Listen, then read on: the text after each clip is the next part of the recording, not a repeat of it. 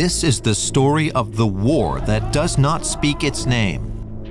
A war that started over 40 years ago. Axis of evil. The war between Iran on the one side and the United States and Israel on the other is both ideological and strategic, a conflict that stirs up passions, resentment, and hatred.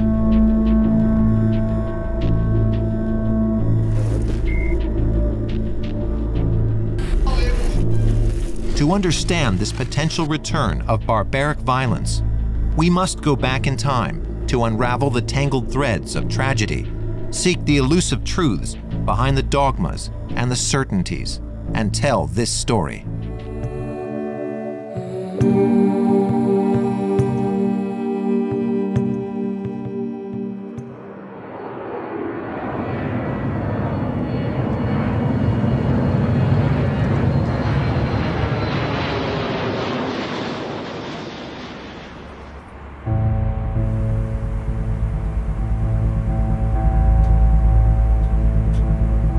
The history of the war began on February 1st, 1979, aboard a flight from Paris to Tehran.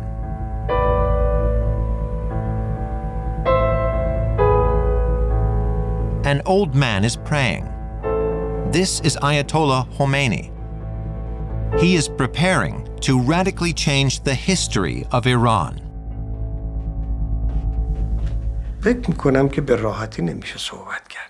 It isn't easy to talk about the greatness of this figure. One of his enemies once remarked that there had been no one like him for 800 years, and there would be no one else like him for another 1,000 years.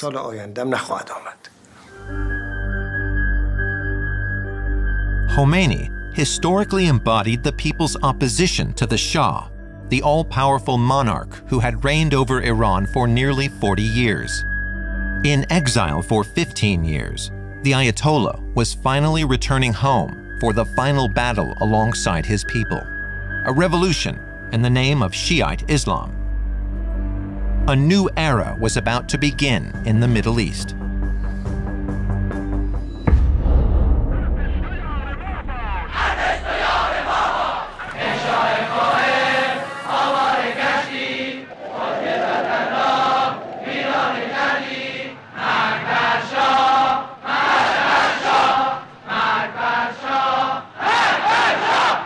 A year before Khomeini's return, an uprising began in Tehran.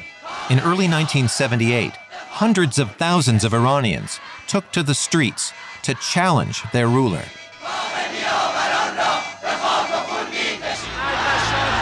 Demonstrators had had enough of a ruler who, bent on making Iran a great power, sought to impose Western-style modernity on them, either willingly or by force. They viewed it as an unfair and corrupt system that failed to meet the most basic needs of the population.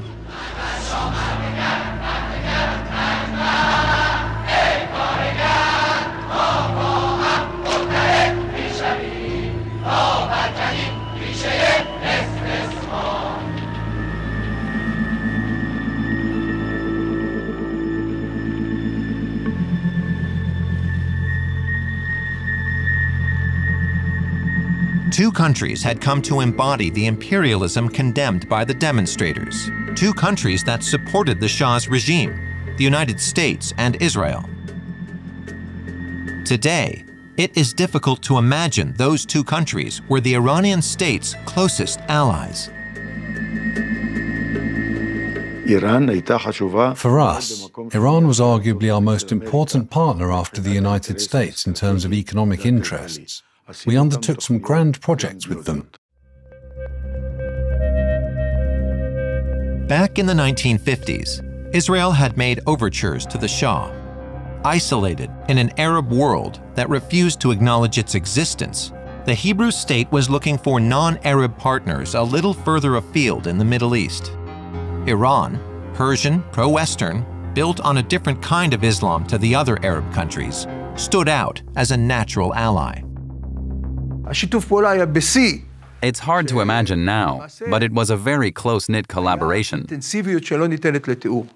that has the most advanced technology. Washington, too, had chosen to make Iran the cornerstone of its influence in the region. War comes in so fast that it has The high degree of military cooperation was designed to keep Tehran in the Western camp. Also, this was the time of the Cold War, of course, and Iran was a major arena of US-Soviet competition. So yes, the Shah was close to America because he felt that it needed the American support in confronting the USSR and maintaining his government in power. For both Tel Aviv and Washington, Iran under the Shah was an invaluable partner, the key piece in the great Middle Eastern game. But neither Israel nor America realized the extent and strength of an opposition that was destined to prevail.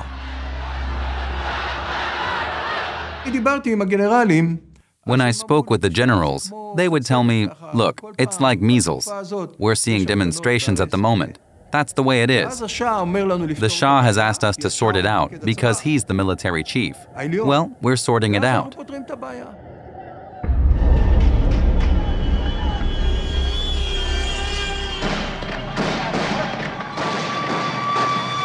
The blindness and incomprehension of a regime faced with such a powerful and determined uprising was heading for tragedy.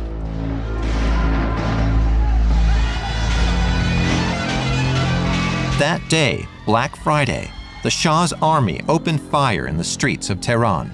The official death toll was 87, but according to opposition estimates, it was closer to 4,000. The monarchy had just revealed its true face.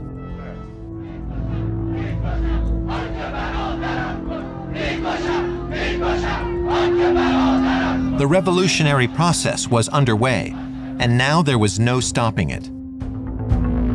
Regarded as supporters of the Shah, Israeli and American expatriates became targets and began to leave the country. Protesters attacked cafes, restaurants, banks, and cinemas, Western symbols of modernity associated with the stronghold Israel and the United States had on their country.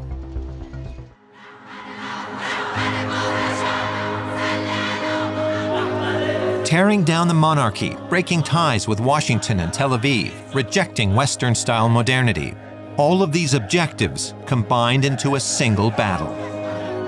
Gradually, as the movement began to pick up momentum, and it was a movement in need of a leadership, in need of a leader, the person that fit the bill seemed to have been Ayatollah Khomeini.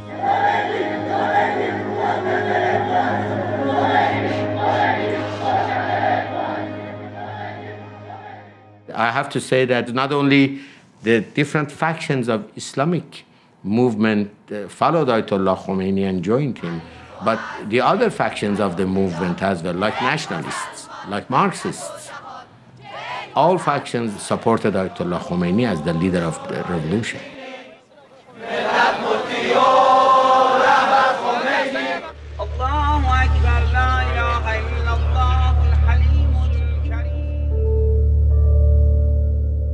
The time had come for Khomeini to realize his dream, the introduction of a radical doctrine and establishment of an Islamic Republic.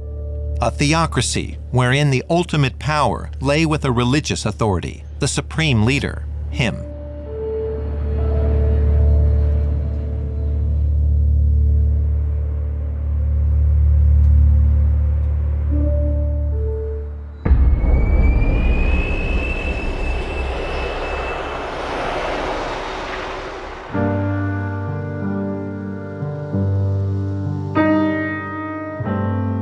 Khomeini set foot on Iranian soil, ready to deliver the fatal blow to the monarchy.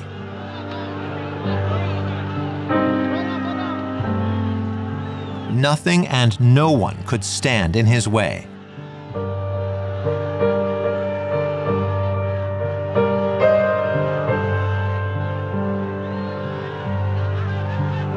It was shocking. It was really shocking.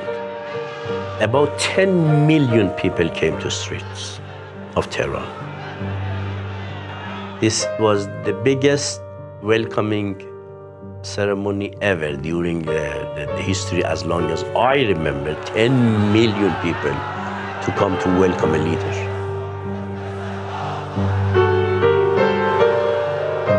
And everybody looked at him as the leader of the revolution, a charismatic leader, and a man of God at the same time, that he will rescue the country, and we will have a paradise on the earth.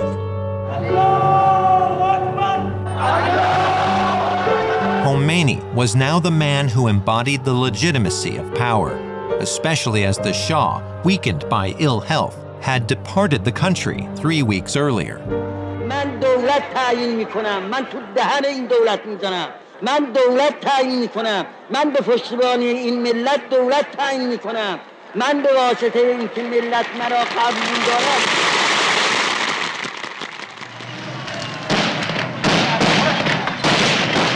10 days later, after only 48 hours of fighting in the streets of Tehran, the overthrow of the Iranian monarchy the Shah had ruled over for 37 years was complete.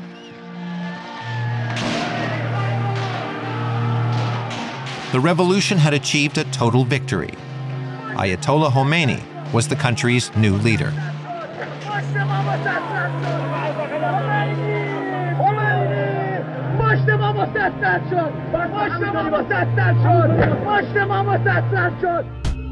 The revolutionaries immediately attacked the enemies identified by the new regime, with the Israeli diplomatic mission sacked and completely devastated. Its 33 members were the last Israelis still in Iran.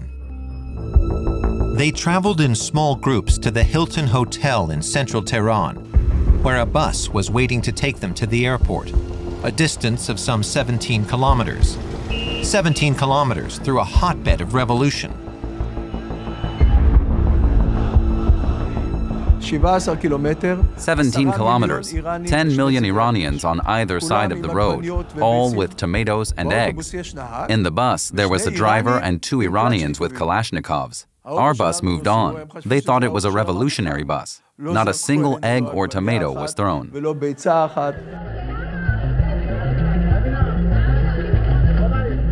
On reaching the airport, they boarded the aircraft. But just as the plane was about to take off, we boarded the plane, the engine started, and it began to taxi. Then all of a sudden, it stopped. The doors opened and armed revolutionaries barged in again. I thought to myself, what is it this time? They wanted to carry out one final check. I don't know what for. Then they closed the door and we took off. For as long as we were over Iranian territory, the mood remained tense. Once we'd crossed the border, the Israelis erupted into cheers.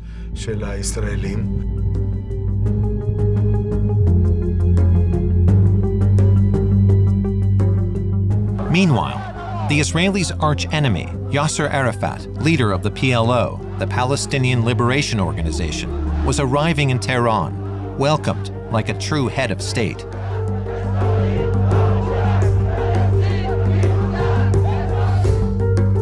Arafat had become leader of the PLO in 1969. Its stated ambition was to create a Palestinian state, independent of its Arab backers. From his base in Lebanon, Arafat had been leading his Fedayeen, his fighters, into guerrilla actions on the northern border with Israel. Now he had come to seek the support of Khomeini, a man he hoped could help Palestinians achieve their independence. Definitely, it changed completely the whole strategic policy in this area. In case of a war, upside down completely.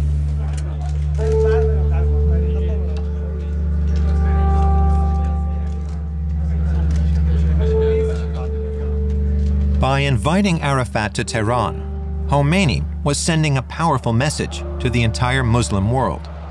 From now on, Iran would be supporting the Palestinian cause.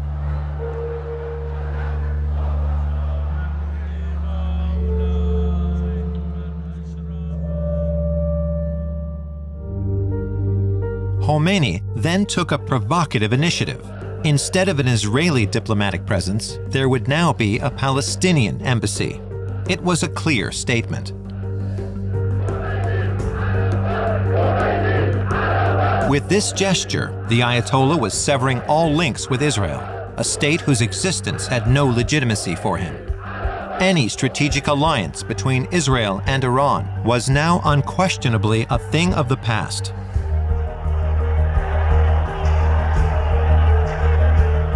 The United States recognized the young Islamic Republic, but in Washington, there was concern about what kind of relations would be possible with Iran's new rulers. Within the American government, there were differing opinions. Some thought that Khomeini was an extreme force, and it would be very difficult for us to deal with. I think most people still thought of Iran as a country that, we could continue to get along with, that even though the Shah was gone, that, we would maintain relations. We had our embassy there. Then, on November 4th, 1979, hundreds of Islamist students stormed the American embassy, taking 52 diplomats hostage.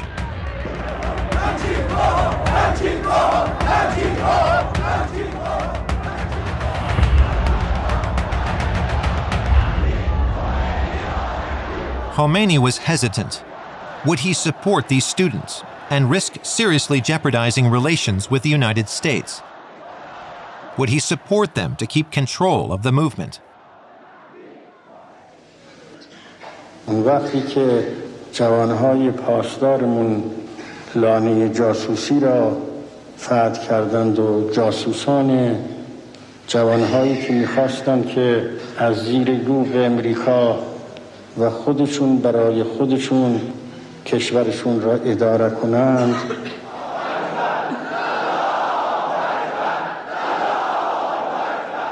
When the hostage crisis occurred, it made clear, I think, that we were largely unprepared to deal with the nature of Iran at that point, and the fact that the anger that was there and reflected in that hostage crisis, I think suddenly brought Iran to the top of the concerns that we had about our situation in the world.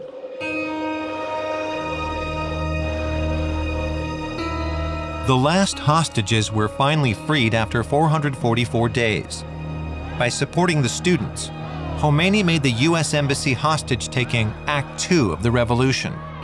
It became one of the founding myths of the new regime, widely seen as the main reason for the breakdown in U.S.-Iranian relations. A new Middle East was taking shape. Nothing would ever be the same again.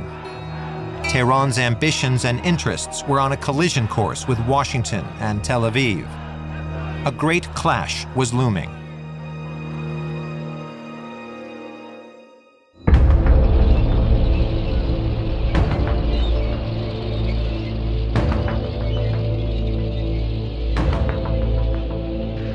On this day, nearly 90,000 Israeli soldiers, 1,300 tanks, and 1,500 personnel carriers invaded Lebanon, a country seemingly unconnected to the emerging confrontation between Iran, Israel, and the United States.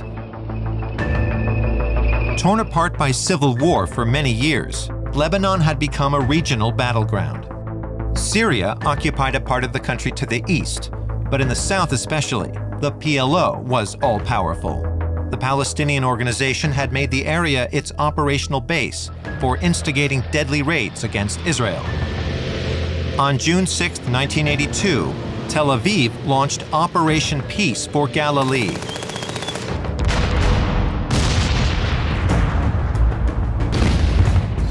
The objective was spelled out loud and clear: to seize control of southern Lebanon, and thus put an end to the guerrilla operations launched by Arafat's Fedayeen.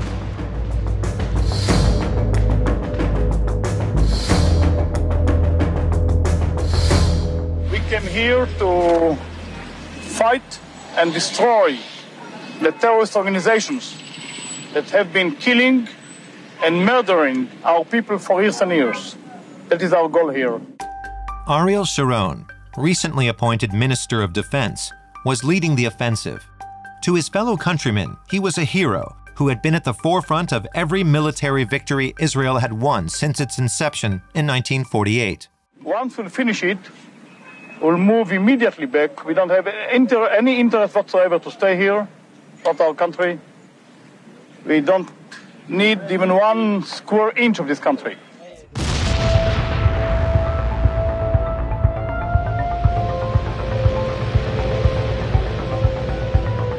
Within a week, Sharon had far exceeded the initial objectives, as his army made rapid advances.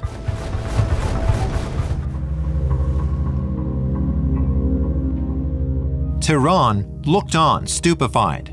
With Israeli troops advancing towards the Lebanese capital, the balance of power in the Middle East was radically shifting. For Khomeini, it was unthinkable. But how should he react?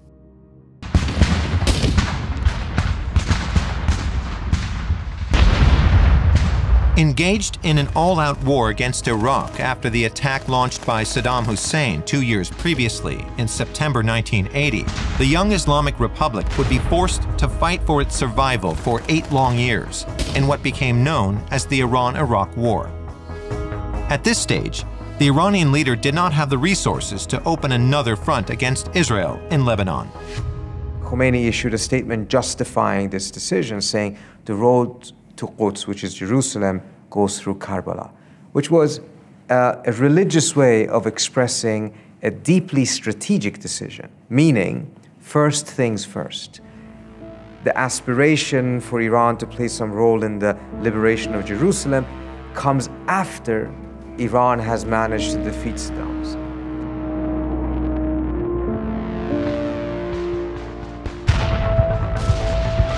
In Beirut, heavy shelling was now falling on the west of the capital, where Arafat and most of his troops had taken refuge.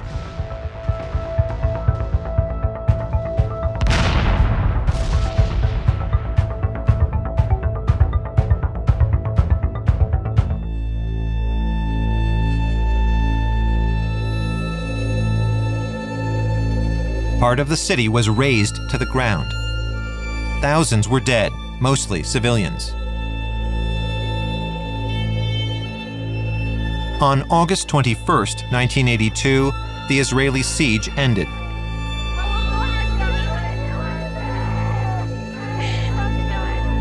Yasser Arafat paid a final visit to his West Beirut headquarters.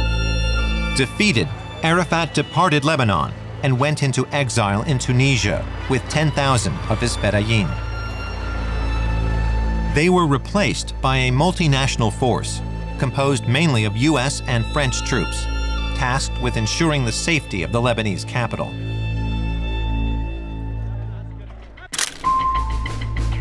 For Sharon and Prime Minister Menachem Begin, the Palestinian question was settled.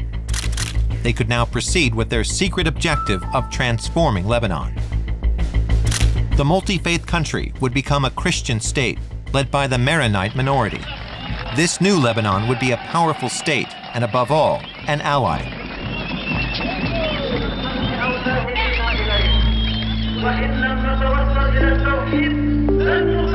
But their plans would unknowingly awaken another Lebanese community, the largest in the country, the Shiite community. Settled mainly in the east and in the south of Lebanon, the Shiites had suffered directly from the invasion and Israeli occupation. Some resolved to take up arms and resist. It was my belief in 1982 that Israel was an enemy, and I supported the Palestinian cause. I considered myself to be on their side. Naim Qasim was then 29 years old. A chemistry teacher in Beirut, he was leader of the Union of Islamist Educational Associations, a Shiite organization. فوجدنا أن الإمام الخميني هو For us, the thinking of Imam Khomeini chimed perfectly with our deep beliefs. التي نؤمن بها. So we got together with some other Islamist groups and came to an agreement. حركات إسلامية ومجموعات إسلامية كانت موجودة في لبنان. We went to Iran to proclaim our willingness to pledge allegiance to Imam Khomeini, to allow him to be our guide and to respect his authority. And he gave us his blessing. وهو أعطى المباركة.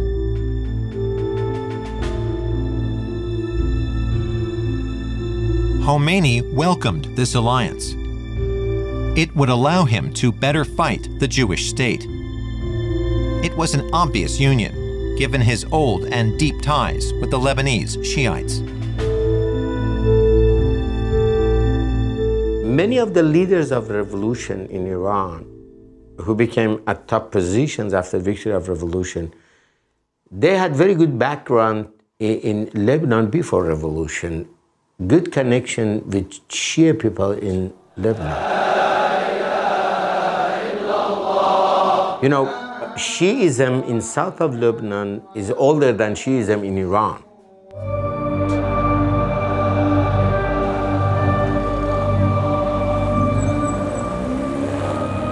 In the summer of 1982, Lebanese Shia leaders gathered in the city of Baalbek in the Bekaa Valley, located in the east of the country, to set up a new organization to fight Israel with the backing of Khomeini. It called itself the Islamic Resistance in Lebanon. It officially took the name Hezbollah 3 years later in 1985.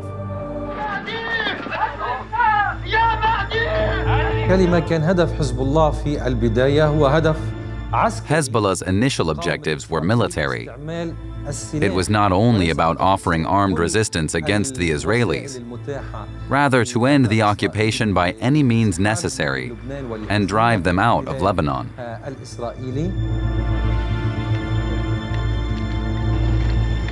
To help the new organization, Iran sent a few hundred revolutionary guards to the Bekaa Valley in the summer of 1982.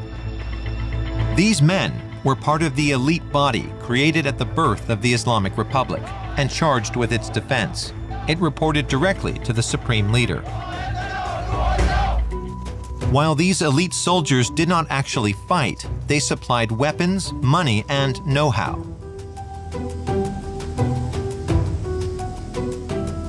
Their presence also implicated another country whose army had a presence in this part of Lebanon, Syria. To reach the Bekaa Valley, the men benefited from the help of the dictator Hafez al-Assad, another fervent opponent of the State of Israel. This way, Khomeini was establishing what would prove to be a strategic alliance for many decades to come, the partnership with Syria. They began organizing the Hezbollah. They began organizing an alliance with Assad. They began selling, giving away oil to Assad to buy a relationship with Assad because they began to think about what they call their strategic depth. They wanted to have tools at their disposal to threaten Israel with, which meant threaten the United States with, and say, if you hit us, we can hit you back. And then by creating the Hezbollah, they hit both the Israelis and the United States in Lebanon. What took root in the confines of the Bekaa Valley was a veritable system of alliances. A system set up by Iran with the help of Syria. A system that created a new political entity, Hezbollah. A system which would later give rise to the powerful Iran-Syria-Hezbollah axis in the Middle East. But for the moment, nobody was aware of the emergence of this system, least of all, the Americans and Israelis.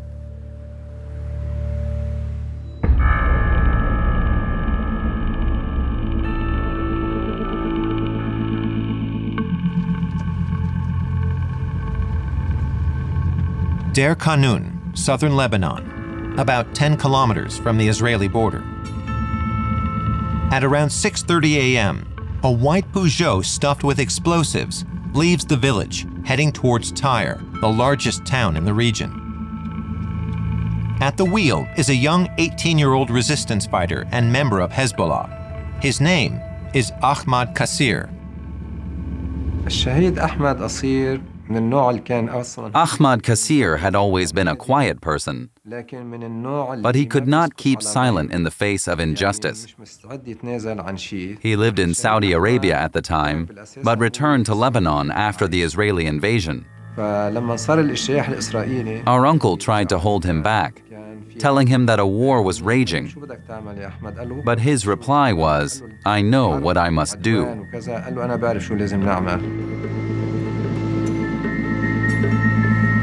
Within a matter of moments, this unknown young man would become a hero in the Shiite struggle against Israel.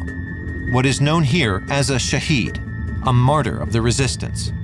He was about to commit a bold act that had no precedent in Lebanon, one that was both religious and political. In 1982, we inevitably lost in any direct confrontation with Israel. We had no way of striking back. We could only get somewhere by taking a new, more effective approach. Acts of martyrdom. 7 a.m., November 11th, 1982. Ahmad Kassir drives along the main thoroughfare through Tyre. Without hesitation, he accelerates and crashes himself and his vehicle into a large residential complex.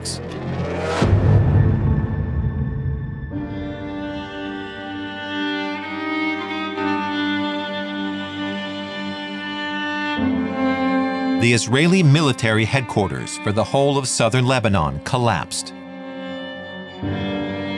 A 7-story building demolished.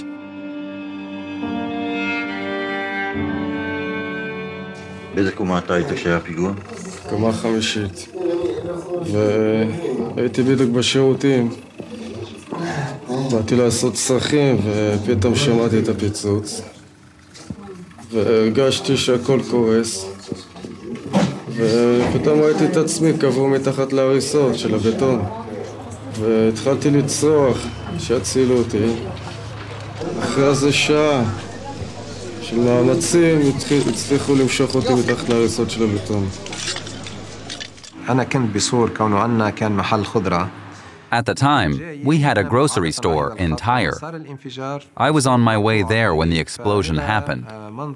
I'll never forget it. There were pieces on fire everywhere. The whole building was on fire. The Jews had blocked the street. We were proud that something was finally happening, although we didn't know what.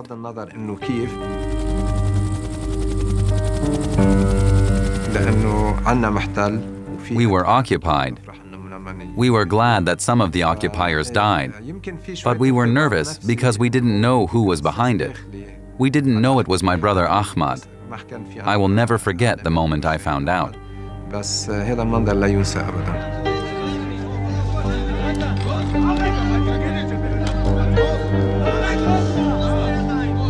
It was carnage. 91 Israeli soldiers and 15 Lebanese prisoners were killed. Ariel Sharon was mystified. How could something like this occur when the only known enemy, the PLO, had been crushed more than 2 months ago? אחת הגרסאות אומרת שייתכן שזהו פיגוע חבלני. כיצד היית מגדיר את מצבו של אש"ף היום אחרי המלחמה? באשר למצב כאן עצמו, למקרה הזה, אנחנו איננו יודעים אם זה היה פיגוע חבלני או לא. זה אחת מהמטרות של ועדת החקירה בבדיקתה. את מדינת הטרור הזאת, המדינה השפיסטית, אותה חיסלנו. עכשיו צריך לוודא שהיא לא תחזור ותקום על רגליה. בריל טיים לא ידענו כלום. We had no information. It was very unfortunate in retrospect. We knew there were some religious activists. Some we knew.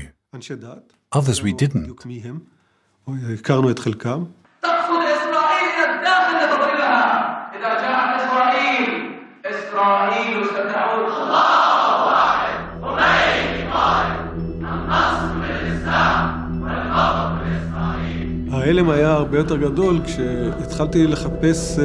shock worsened when I began to research written records on the Shiites in Lebanon, compiled by intelligence and academics. I was very disappointed. There was almost no solid research on the subject. The universities had nothing either.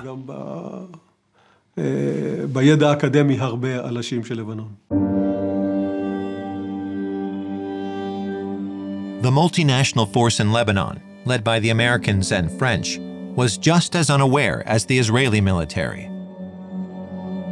On October 23, 1983, it was their turn to suffer a similar attack.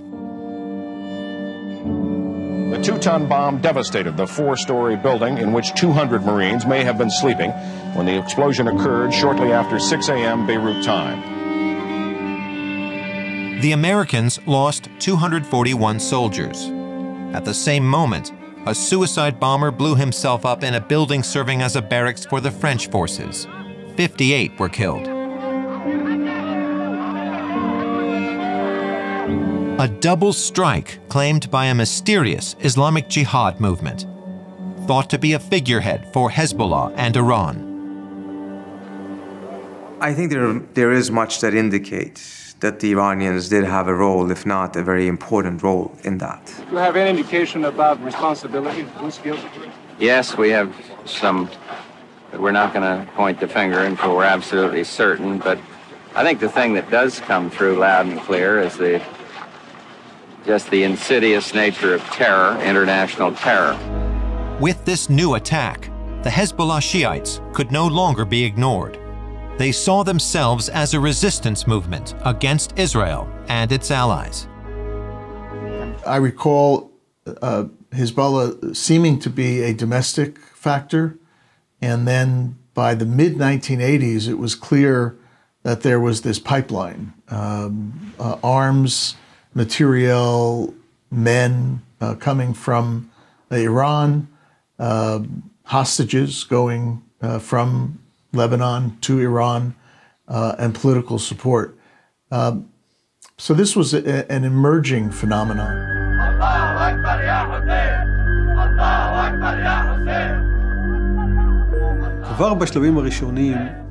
From the start, the Iranian fighters were smart enough to understand that you cannot create an armed militia without the support of the local population.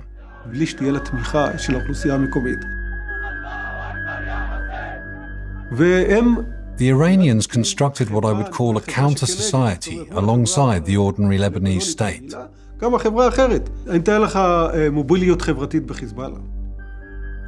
It works like this. A child is born, he goes to a Hezbollah daycare, then he goes to a Hezbollah school, then he joins the Hezbollah scouts.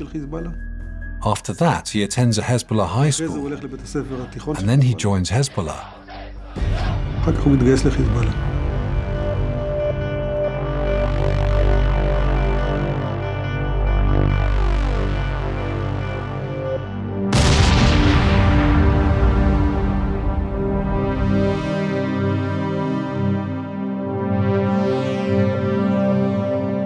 The Israelis were counting. 600 men dead in 2 years. It was a price many were not prepared to pay.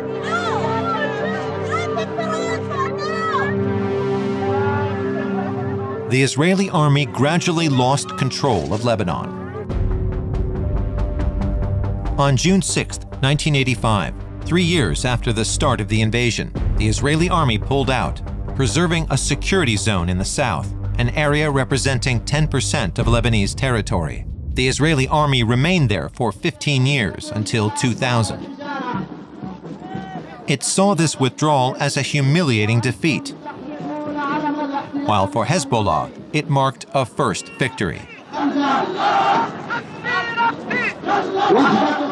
The Shiite organization chose the moment to claim responsibility for the destruction of the Tyre headquarters bombing. The name of the Shaheed was also revealed, Ahmad Qasir.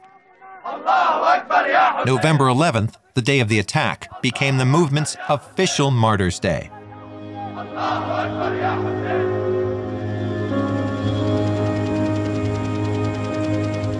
When Ayatollah Khomeini passed away in June 1989, he left a lasting legacy.